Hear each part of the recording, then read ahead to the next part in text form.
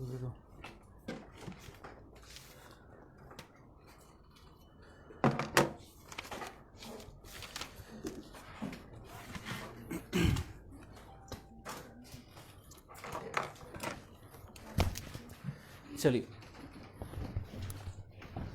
कल कहाँ छोड़ा था? टाइप्स ऑफ इन्फ्लेशन शुरू करना है। चलिए, टाइप्स ऑफ इन्फ्लेशन मैंने कुछ लिखवाया था कल। कौन कौन सा टाइप? सबसे पहले क्रीपिंग इन्फ्लेशन, उसको हम क्या कहते हैं? Low inflation. उसके बाद ट्रॉटिंग इन्फ्लेशन, ट्रॉटिंग इन्फ्लेशन को हम वॉकिंग इन्फ्लेशन भी कहते हैं।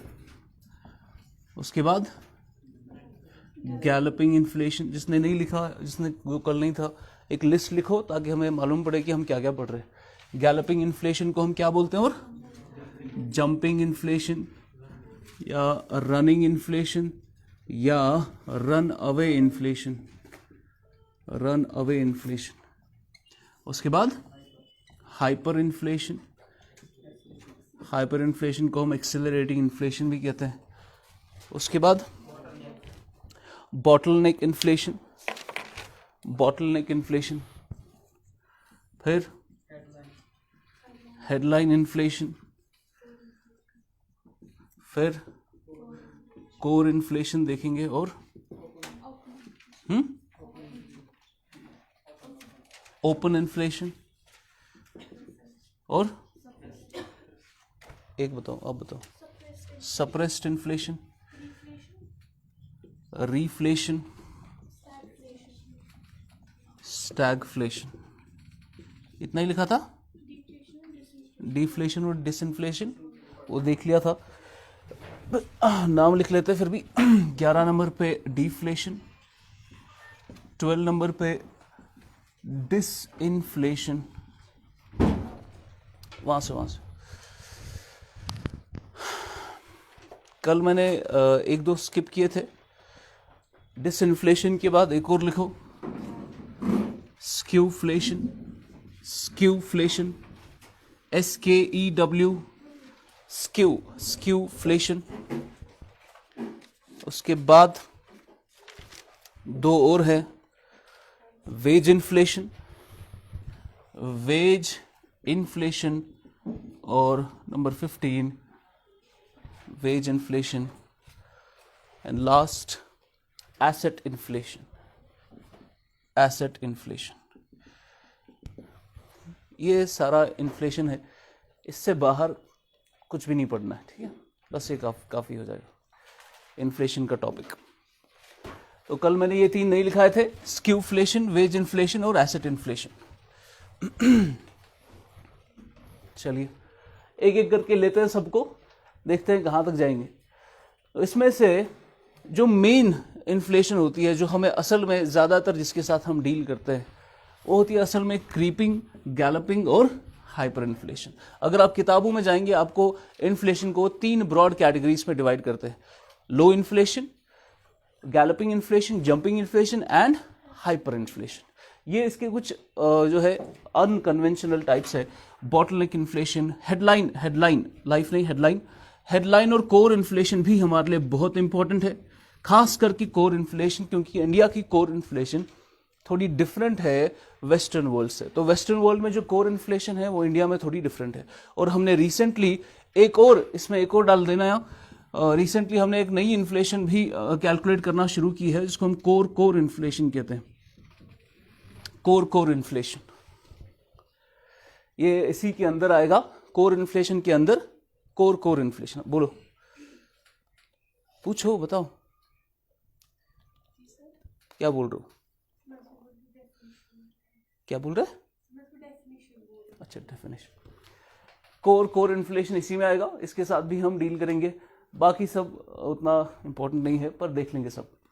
तो सबसे पहले इन्फ्लेशन का पहला type, creeping inflation.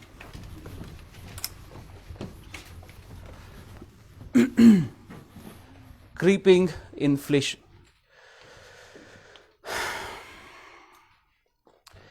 also called low inflation, also called low inflation. Low inflation है तो हम कह सकते हैं कि इन्फ्लेशन क्या होता है, प्राइस राइज, है ना, across most of the products over A sustained period. ठीक, कम से कम एक साल हम लेते हैं इन्फ्लेशन की, क्योंकि इन्फ्लेशन हम कैलकुलेट करते हैं फ्रॉम पॉइंट टू पॉइंट, 1 जन से 1 जन। वीकली इन्फ्लेशन भी होती है, जो इंडिया में कैसे कैलकुलेट होती है वीकली इन्फ्लेशन, मैं इनको बता रहा हूं ना, मैं बताओ अपने आसिम। 5 PM फ्राइडे से 5 PM फ्राइडे तक जो एक हफ्ते का टाइम है। अब प्राइस राइज आपको इन्फ्लेशन देता है, लेकिन प्राइस राइज अगर कम है यानी लो इन्फ्लेशन है, इन्फ्लेशन है लेकिन कम इन्फ्लेशन है। चलिए एग्जांपल लेते हैं 4% की, तो प्राइस राइज हो रहा है 4% प्राइस राइज हो रहा है। जो चीज पिछले साल 100 रुपए की थी अगले साल वो 104 रुपए की है, तो उतना भी ज्यादा कुछ प्राइस राइज नहीं। हम देखेंगे आगे कि प्राइस राइज कितना ज्यादा होता है, वो देखेंगे आज ही। ठीक, लेकिन ये जो इन्फ्लेशन है 4% की, ये उतना कुछ हमारे लिए डेट्रीमेंटल नहीं है, ये लो इन्फ्लेशन है, कम प्राइस राइज हो रहा है। इनफैक्ट ये वो इन्फ्लेशन है जिसको हम इंडिया में कहते हैं हेल्दी रेंज ऑफ इन्फ्लेशन। हम चाहते हैं कि इतनी इन्फ्लेशन हो, ठीक है ना। तो आरबीआई ने, वो हम पढ़ेंगे जब हम इन्फ्लेशन टारगेटिंग पढ़ेंगे, आरबीआई ने एक टारगेट सेट किया है अपना कि हमें कितनी इन्फ्लेशन चाहिए, और आरबीआई का टारगेट है 4% ±2%। ये हमारा टारगेट इन्फ्लेशन होता है। आरबीआई चाहता है कि हमारी इकोनॉमी में 2 से 6% की इन्फ्लेशन रहे, ठीक है ना, ये लो इन्फ्लेशन होगी। अब इस लो इन्फ्लेशन को, क्योंकि ये कम है, प्राइस राइज हो रहा है, धीरे धीरे हो रहा है, इसीलिए हम इसको क्रीपिंग इन्फ्लेशन कहते हैं।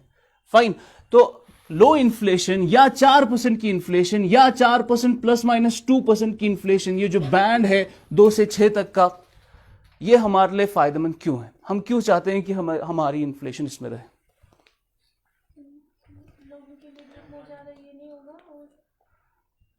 और कोई? हाँ, कैसे? लो इन वाई क्वेश्चन है हमारे लिए, इन्फ्लेशन अगर लो है 4%, 2%, 3%, 5%, ये इन्फ्लेशन हमारे लिए फायदेमंद क्यों है? ज्यादा जो रहेगी वो ज्यादा में डिस्कस करेंगे। ये इन्फ्लेशन अच्छी क्यों है? हाँ, प्रोडक्शन ज्यादा होगी, कैसे? प्रोडक्शन स्टेबल होगी? नहीं। और कोई?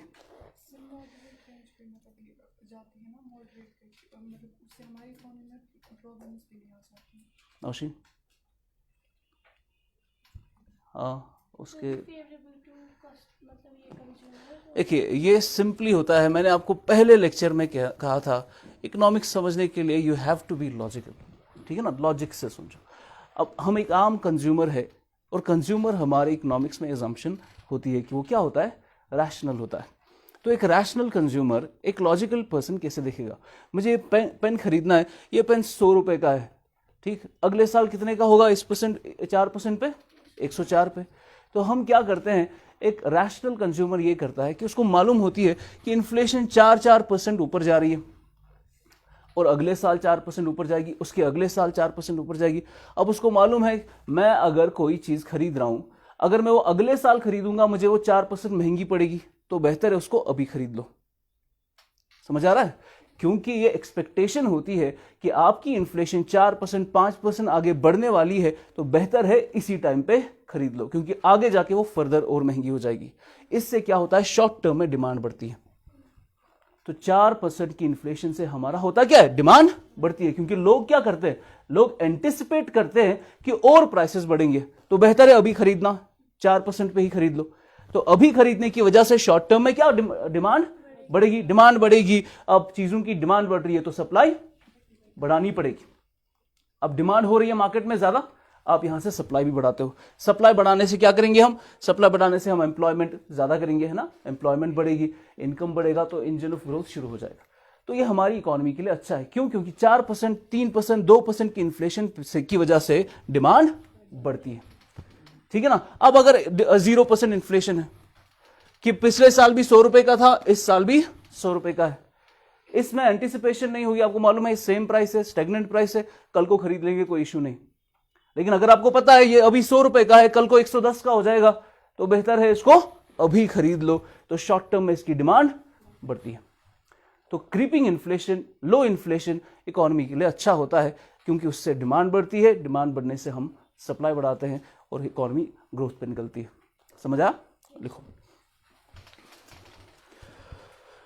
व्हेन इन्फ्लेशन इज लो, जल्दी से लिखना, हाथ तेज।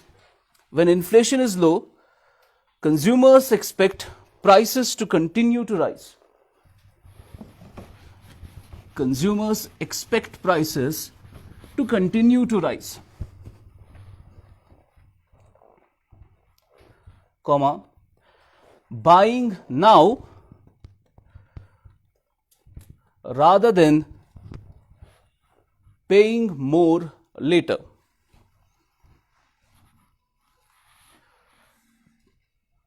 Thereby increasing demand, comma, increasing supply and boosting growth. And boosting growth. Therefore, creeping inflation is considered good for the economy. Creeping inflation is considered good for the economy, as producers and traders make reasonable profits. Make reasonable profits. Producers and traders make reasonable profits.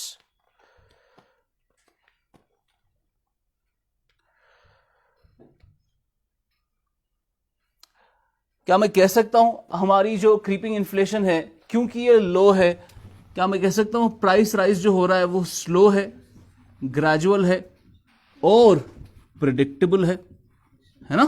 हम predict कर सकते हैं अभी, क्योंकि 2% 3% पे rise हो रहा है प्राइसेस, तो ये स्लो राइज है, ग्रेजुअल है और प्रिडिक्टेबल है। तो क्रीपिंग इन्फ्लेशन को आप प्रिडिक्ट कर सकते हैं because it's slow and gradual. खुद से लिखो ये point, creeping inflation is slow, gradual and predictable.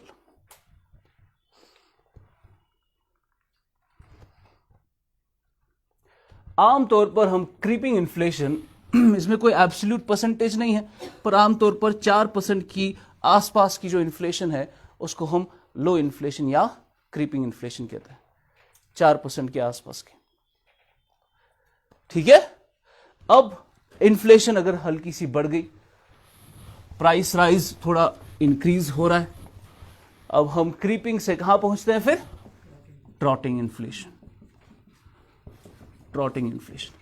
अब एक तो आप क्रीप कर रहे थे पहले, अब आप क्रीप नहीं कर रहे, अब आप वॉक कर रहे हैं, इसीलिए ट्रॉटिंग इन्फ्लेशन को हम क्या कहते हैं? Walking inflation. वॉकिंग इन्फ्लेशन वो इन्फ्लेशन है जिसमें आपका प्राइस राइज 8 से 10% का होता है।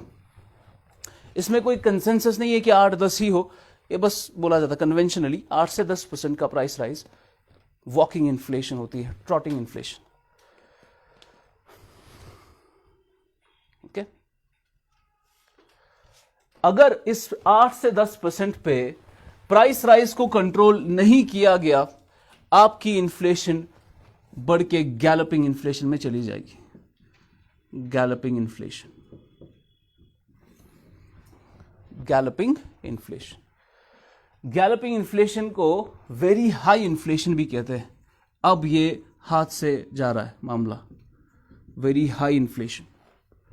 अब प्राइस राइज हो रहा है, काफी ज्यादा प्राइस राइज हो रहा है, और इतना प्राइस राइज हो रहा है कि आपकी इन्फ्लेशन डबल डिजिट हो सकती है, यानी 10, 20, 30%, 40%, 90% एंड इवन ट्रिपल डिजिट हो सकती है। ट्रिपल डिजिट यानी आपकी इन्फ्लेशन 100, 200, 300, 400, 700% तक बढ़ सकती है। तो कल जो चीज 1 रुपए की थी, अगले साल वो चीज 700 रुपए की हो जाएगी। अब ये बहुत ही ज्यादा इन्फ्लेशन है, समझ रहे हो आप? जो आपको 1000 में चीज मिल रही है वो आपको फिर 7000 रुपए में 700% उसमें इंक्रीज हो जाएगा। काफी ज्यादा ये है ट्रिपल डिजिट इंक्रीज, अब डबल डिजिट इंक्रीज, ये दोनों आपकी गैलपिंग इन्फ्लेशन है। इस गैलपिंग इन्फ्लेशन को हम कहते हैं कि अब आपकी इन्फ्लेशन आपके हाथ से निकल गई। अभी तो आप वॉक कर रहे थे, लेकिन अब ये क्या है, जंपिंग इन्फ्लेशन। आप काफी तेजी से भागोगे, अब आपकी इन्फ्लेशन रनिंग इन्फ्लेशन हो जाएगी, रनिंग इन्फ्लेशन। अब इस प्राइस राइज पे कंट्रोल करना मुश्किल हो जाएगा। रनिंग इन्फ्लेशन या क्या बोलते हैं इसको, जंपिंग इन्फ्लेशन या रन अवे इन्फ्लेशन, ये सारे इसी के नाम है, रन अवे इन्फ्लेशन।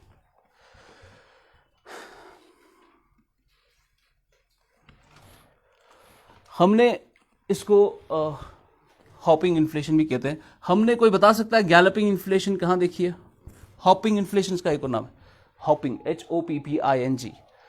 तो गैलपिंग इन्फ्लेशन हमने बहुत ज्यादा कंट्रीज में देखी, जैसे अर्जेंटीना में, मैं ये लिखाऊंगा, अर्जेंटीना, ब्राजील, लिखो। In the decades of 1970s and 80s, many Latin American countries, decades of 1970s and 80s, many Latin American countries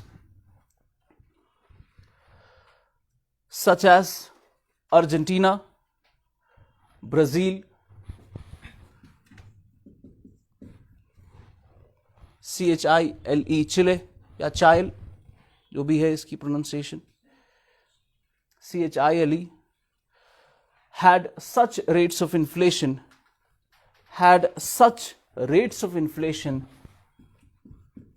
जहां पर हमने 50 से 700% तक का प्राइस राइज देखा।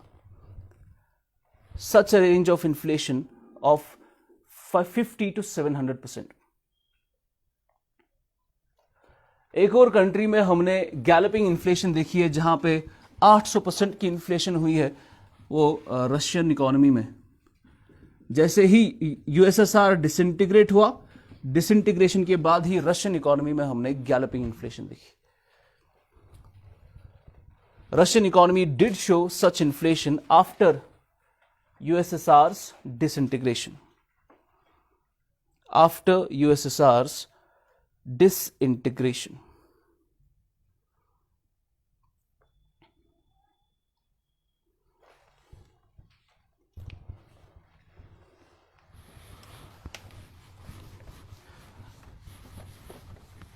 अगर आप गैलपिंग इन्फ्लेशन तक प्राइस राइज को बचा लोगे किसी तरीके से, तो इकोनॉमी में किसी हद तक आप इस बहरान से निकल सकते हो। लेकिन जैसे ही गैलपिंग इन्फ्लेशन से हम आगे चले जाते हैं, आपकी इन्फ्लेशन मिलियंस में, बिलियंस में एंड इवन ट्रिलियंस में बढ़ जाती है। Millions, billions and trillions. तो प्राइस राइज अरबों खरबों रुपए में इंक्रीज हो जाता है। जो चीज़ कल मैं आपको इसमें लिखाऊंगा, जैसे अगर आपको मुर्गा लाने जाना है, चिकन, आपको चिकन लाने के लिए $13 मिलियन की जरूरत पड़ेगी। ये हुआ है एक जगह पे, ठीक है, बोलिविया में हुआ, जिम्बाब्वे में हुआ, ये जर्मनी में हुआ, कि आपको सब्जियां लानी है, उसमें आपको करोड़ों रुपए लेके जाना होता है। तो ये क्या है, ये मिलियंस में प्राइस राइज हो रहा है, ट्रिलियंस में प्राइस राइज हो रहा है। इस इन्फ्लेशन को हम कहते हैं हाइपर इन्फ्लेशन। ये इन्फ्लेशन आपसे कंट्रोल नहीं होगी, हाइपर इन्फ्लेशन। इसमें जो प्राइस राइज हो रहा है वो क्या है, large and accelerating, large and accelerating. अब इतना प्राइस राइज हो जाएगा, इतना एक्सिलरेशन हो जाएगा प्राइस राइज का, you won't be able to control it. It may have annual rates in millions, billions and even trillions. It may have annual rates in millions, billions and even trillions.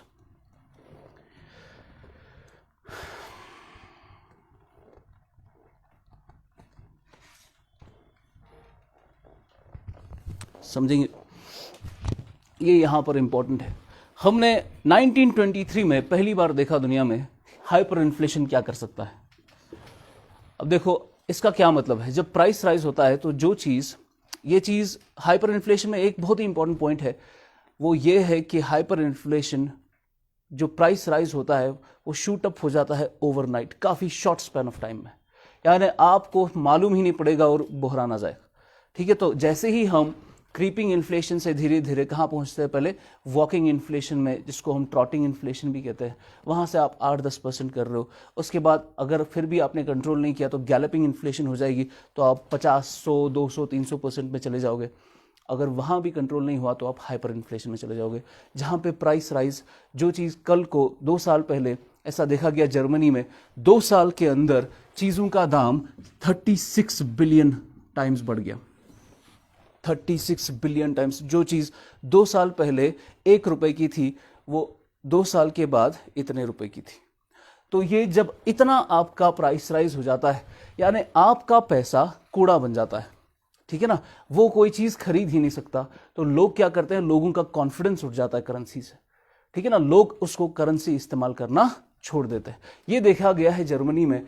Germany का जो mark है, Deutsche mark जिसको हम कहते हैं, उसमें इतनी hyper inflation हुई कि जर्मन करेंसी कोई चीज, उसका परचेजिंग पावर इतना कम हुआ कि लोग जो स्टोव में फ्यूल इस्तेमाल करते थे, वो स्टोव जलाने के लिए उसमें जो ऑयल इस्तेमाल होता है, वो ऑयल महंगा पड़ता था और जर्मन मार्क जलाना सस्ता पड़ता था, तो वो एज अ फ्यूल पैसा जलाते थे।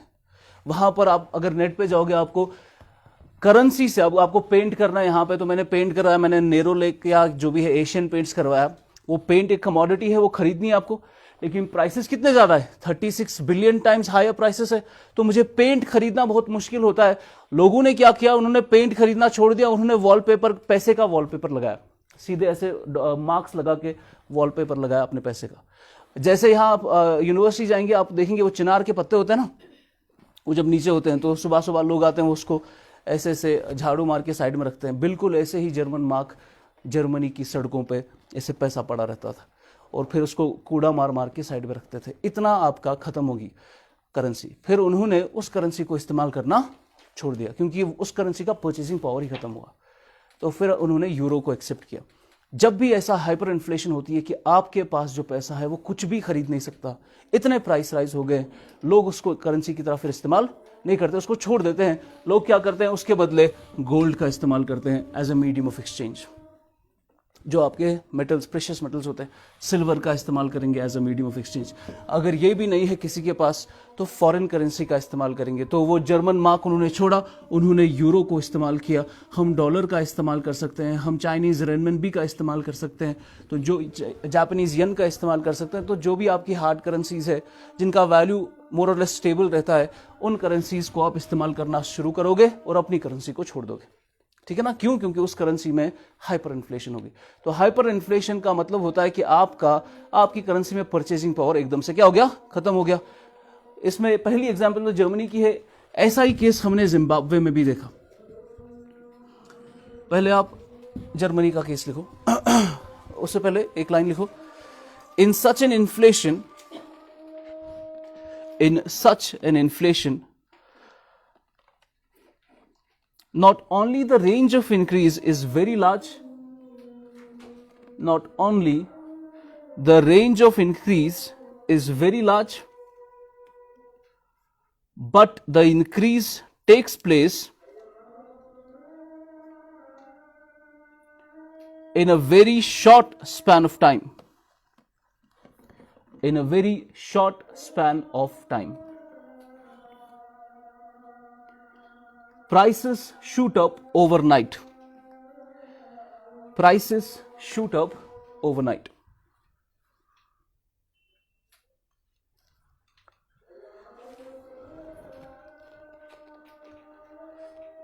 Such an inflation leads to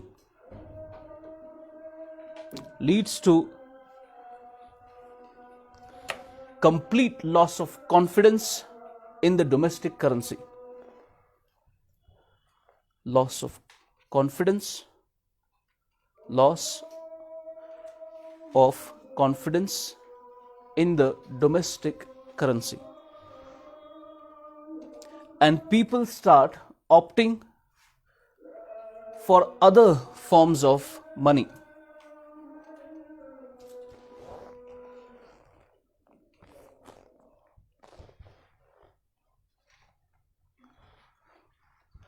And people start opting for other forms of money. For example, physical assets,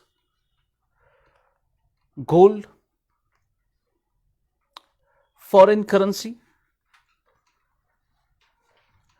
and people might also switch to barter exchange. And people might also switch to barter exchange.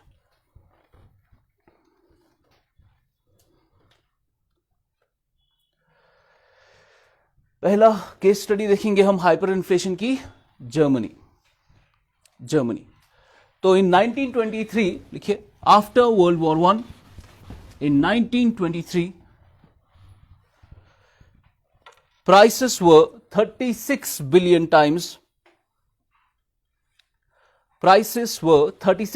billion times higher than 2 years earlier. Prices were 36 billion times higher than 2 years earlier. German currency,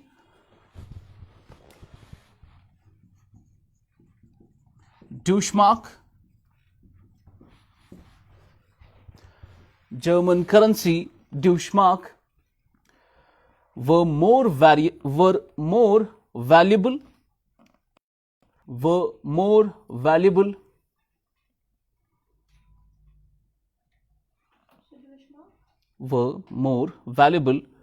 as stove fuel, S-T-O-V-E, stove fuel, or wallpaper than as actual currency.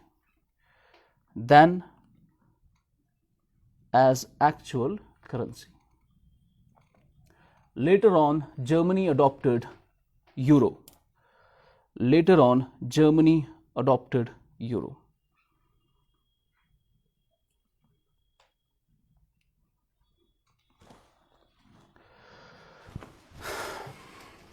एक और हम example देखेंगे Zimbabwe की। Second example, Zimbabwe. Zimbabwe का case जो है वो काफी शॉकिंग केस है। जिम्बाब्वे के जो प्रेसिडेंट थे, प्रेसिडेंट मुगाबे, उस टाइम 2008 की बात है। 2008 में जो जिम्बाब्वे के प्राइस राइज हुआ है वहां पे, वो हुआ है 90 बिलियन ट्रिलियन %। इतना प्राइस राइज हुआ, हाइपर इन्फ्लेशन, 90 बिलियन ट्रिलियन %। मैं लिखाऊंगा ये। जिम्बाब्वे में क्या हुआ, जो प्रेसिडेंट मुगाबे थे, उन्होंने बिना किसी चेक के करेंसी छापना शुरू किया, और इतना करेंसी छपाया कि आपका वैल्यू बहुत कम हो गया करेंसी का, और चीजों का दाम काफी बढ़ने लगा। पर वो गैलपिंग स्टेज पर भी उसने करेंसी छापना रोका नहीं, वो कंटिन्यूसली उसको प्रिंट करता रहा, क्योंकि उसका डेप्ट उसको कंप्लीट करना था, और वो लोगों पे बहुत खर्चा कर रहा था। इसकी वजह से इतना पैसा छपाया। अभी हमारे पास जो टॉप डिनोमिनेशन का करेंसी नोट है वो कितने का है, 2000 रुपए का है ना। उससे बड़ा हमारे पास कोई करेंसी, उसने करेंसी का नोट $1 बिलियन जिम्बाब्वियन डॉलर तक का छपाया, कि एक करेंसी का जिम्बाब्वियन डॉलर, कि वहां पर एक नोट 100 करोड़ रुपए का था, एक नोट। फिर वो उस पर भी नहीं रुका, उसने फिर से करेंसी छपाया, उसने 10 बिलियन के नोट्स छपाए, 10 बिलियन के बाद 100 बिलियन के नोट्स छपाए, उसके बाद 1 ट्रिलियन का नोट छपाया, फिर 10 ट्रिलियन का नोट छपाया, और सबसे बड़ा नोट आज तक जो छपा है पूरी दुनिया में वो था 100 ट्रिलियन जिम्बाब्वियन डॉलर, एक नोट। अभी हमारे पास हाईएस्ट डिनोमिनेशन 2000 रुपए, और वहां पे 100 ट्रिलियन जिम्बाब्वियन डॉलर्स का एक नोट था, जिससे वहां पर कहा जाता है, जब भी आपको मिलियंस ऑफ जिम्बाब्वियन डॉलर्स जाना पड़ता था अगर आपको एक सिंपल पानी की बोतल चाहिए, ठीक है ना। इतना वहां पर करेंसी का वैल्यू खत्म हुआ। फिर फाइनली उन्होंने उस करेंसी को छोड़ दिया, और फिर बाकी करेंसीज, फॉरेन करेंसीज इस्तेमाल करना शुरू किया। ठीक है, चलिए लिखिए। Zimbabwe was declared worthless by the magazine The Economist.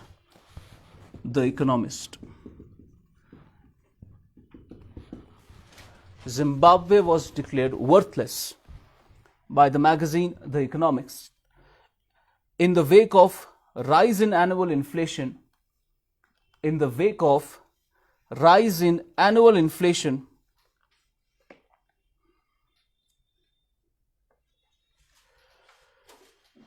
to 90 billion trillion percent. To 90 billion trillion percent by 2008.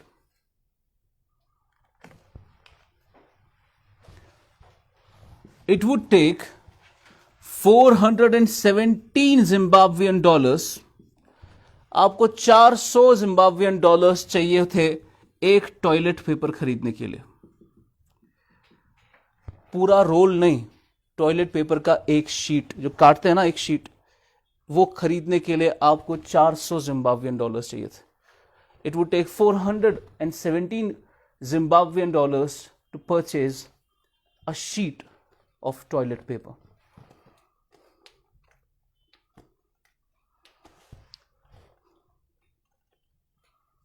Next example हम देखेंगे बोलिविया, जहां पर हमने हाइपर इन्फ्लेशन देखी।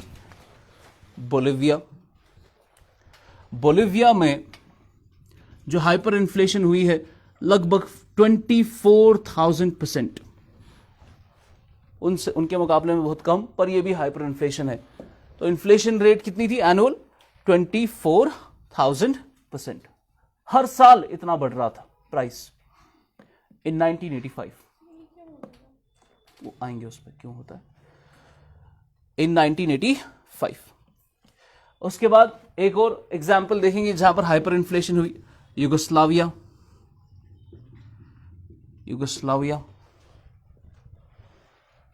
YUGOS, Yugoslavia. 1993 में वहां पर हर दिन चीजों का दाम 20% बढ़ता था, 20% पर डे। ये इंडिया की तरह नहीं 4% पर एनम, 20% हर दिन प्राइस राइज होता था। यूगोस्लाविया के बाद एक और एग्जाम्पल वेनेजुएला। ये रीसेंट एग्जाम्पल है। वेनेजुएला में रिसेंटली हमने हाइपर इन्फ्लेशन देखी 2019 में, पिछले साल। और कहा जाता है 2019 तक वेनेजुएला में जो हाइपर इन्फ्लेशन हो रही थी वो थी 53 मिलियन %।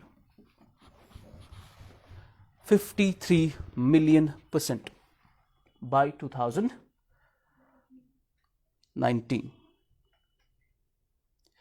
कहा जाता है एक गाजर खरीदने के लिए वहां पर रेट्स तय हुई थी, 3 मिलियन वेनेजुएलन करेंसी की चाहिए था आपको एक गाजर खरीदने के लिए। Carrot 3 million Venezuelan currency.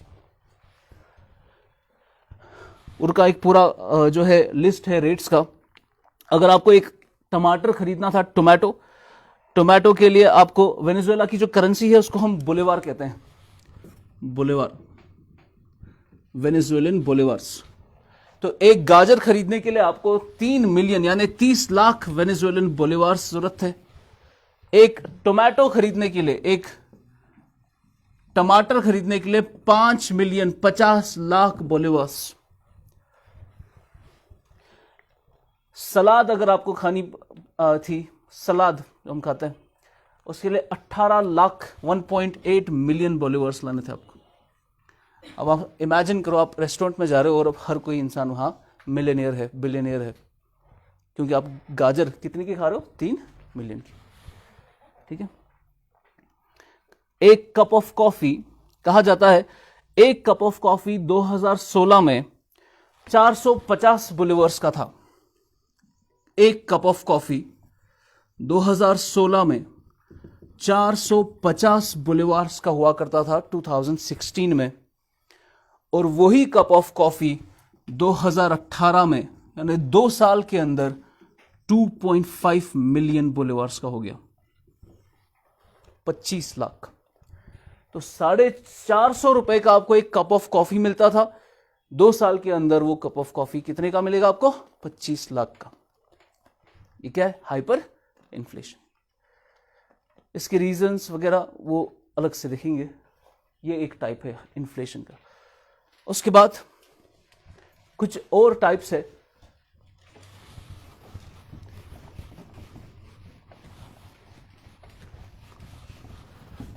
Main जो इसमें ये होता है, इसमें जो मेन रीजन है हाइपर इन्फ्लेशन का, वो है कि जब आपकी गवर्नमेंट करेंसी प्रिंट करना कंटिन्यू रखती है, ठीक है ना। हमने अगर ये डिमोनेटाइजेशन नहीं हुई थी होती जो हमने करेंसी चेंज की अपनी, उससे पहले 1990s के बाद से डिमोनेटाइजेशन तक हमने एक भी नया रुपये नहीं छपाया है। यानी हम एक्स्ट्रा प्रिंटिंग करना 1990s में हमने बंद कर दिया था, क्योंकि हमें पता है जितना ज़्यादा आरबीआई पैसा छपाएगा वो मनी सप्लाई बढ़ाएगा, और मनी सप्लाई से क्या, लोगों के हाथ में ज़्यादा पैसा आएगा, डिमांड बढ़ेगी तो प्राइसेस शूट अप हो जाते हैं। लेकिन इन कंट्रीज़ में जो भी हमने एग्जाम्पल लिखी, जिम्बाब्वे में इतना उन्होंने, आपने देखा कि कैसे उन्होंने करेंसी छपाते गए, फिर वैल्यू कम हो रहा है, वो बड़े बड़े डिनोमिनेशंस छपा रहे, 1 बिलियन 10 बिलियन 1 ट्रिलियन 100 ट्रिलियन तक की उन्होंने करेंसीज छपाई। ये इम्प्रॉपर फिस्कल पॉलिसी की वजह से होता है, और आपके आरबीआई की मॉनेटरी पॉलिसी की वजह से। अगर आरबीआई कंटिन्यूसली आपकी रुपीस छपाने लगे, मनी सप्लाई इकोनॉमी में बढ़ेगा, लोगों के हाथ में ज़्यादा पैसा आएगा, पर वो असल में पैसा ज़्यादा होगा लेकिन वैल्यू कम होगा। तो आपके करेंसी, आपकी इकोनॉमी में चीज़ों का प्राइस बढ़ेगा, चीज़ों के प्राइस बढ़ने से इन्फ्लेशन होगी, और वो इतना ज़्यादा शूटअप करेगी अगर आपने पैसा छपाना बंद नहीं किया। ये देखा गया था वर्ल्ड वॉर 2 में, वर्ल्ड वॉर 1 में यूनाइटेड स्टेट्स में एक स्टेट में उन्होंने देखा कि वहाँ पे सिविल वॉर चल रहा था, आपस में जो है उनका जो है डिस्टर्बेंस थी उस स्टेट में। तो जहाँ पर करेंसी छपाई जाती थी उस वक्त देखा जाता था कि उस वक्त पर एनम उस स्टेट में पर एनम जो इन्फ्लेशन थी वो 20% की थी उस पर्टिकुलर स्टेट में। अब क्योंकि वहाँ पे थोड़ा सिविल वॉर चल रहा है, डिस्टर्बेंस है, तो 2 ग्रुप्स डिवाइड हो गए थे। तो जो राइटिस्ट ग्रुप था उन्होंने टोटल इंफ्रास्ट्रक्चर जो स्टेट का था वो डिस्ट्रॉय किया, साथ में जहाँ पे प्रिंटिंग होती थी वो सारे मशीन्स भी उन्होंने डिस्ट्रॉय कर दी। जैसे ही प्रिंटिंग बंद हुई, मिल्टन फ्रीडमैन अपनी बुक में लिखते हैं, यहाँ पर आपकी प्रिंटिंग मशीन्स बंद हुई, इन्फ्लेशन 20% से 0% हो गई अब्रप्टली। प्रिंटिंग खत्म, इन्फ्लेशन खत्म, क्योंकि आप नया पैसा पंप नहीं कर रहे हो। इसको हम प्राइम पंपिंग कहते हैं। जब पैसा आप नया नहीं बना रहे हो, आप नया पैसा क्रिएट नहीं कर रहे हो, तो जितना पैसा है उसका वैल्यू वैसे ही रहता है। जैसे मैंने आपको शुरू में कहा था, चीज़ों का उसका वैल्यू कौन देता है? स्कैर्सिटी। अगर वो स्केर्स नहीं है तो वैल्यू नहीं है। अब पानी, वाटर कितना वैल्यूबल है, हवा कितना वैल्यूबल है ना, हमारे लिए इसमें इतना वैल्यू है, लेकिन इसका प्राइस बहुत कम है। आपको हवा मुफ्त में मिल जाती है, आपको पानी अगर चाहिए इंडिया कश्मीर में मुफ्त में मिल जाता है, बाहर तो पानी का बिल देना पड़ता है। अब पानी हमारी एग्जिस्टेंस के लिए बहुत वैल्यूबल है ना, इसके बगैर चलेगा नहीं, तो इसका प्राइस भी अच्छा खासा होना चाहिए था, पर नहीं, पानी का प्राइस ज़्यादा नहीं है। वजह क्या है?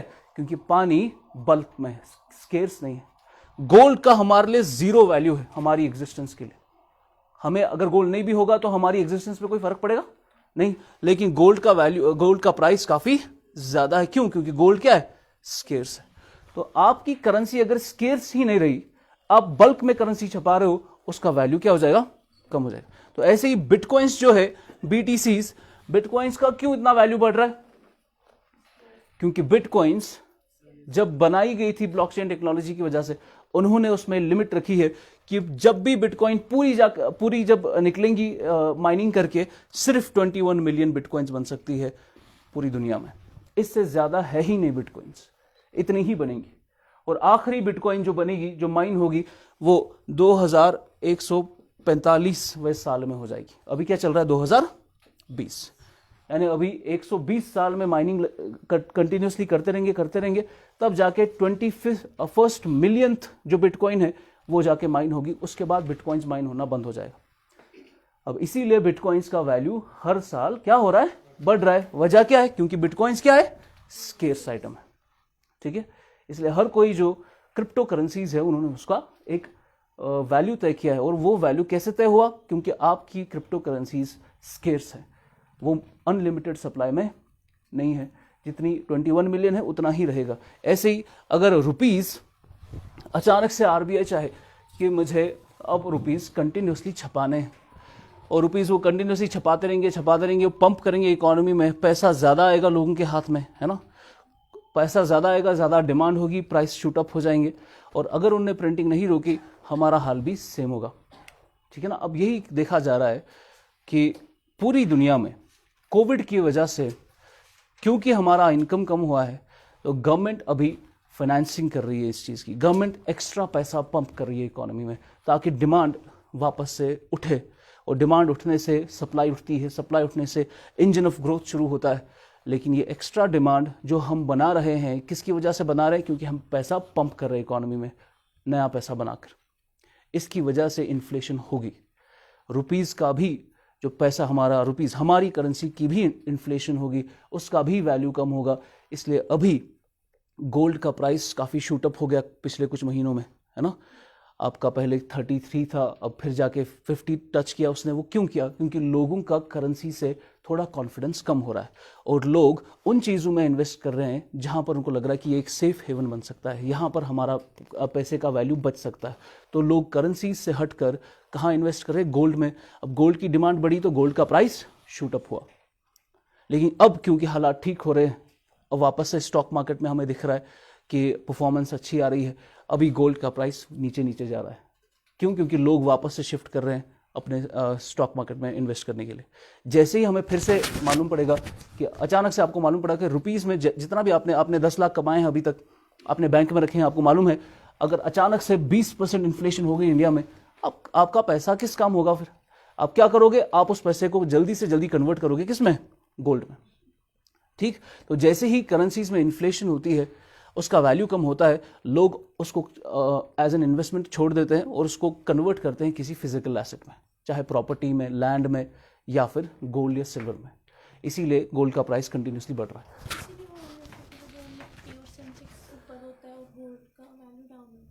एग्जैक्टली हाँ, वो इन्वेस्टमेंट चेंज होती रहती है। अगर आप यहाँ इन्वेस्ट करोगे तो वहाँ पर वैल्यू कम हो जाएगा, वहाँ इन्वेस्ट करो तो पैसा वहाँ जा रहा है, ठीक है ना। इस ट्रेडिंग होती है इसमें।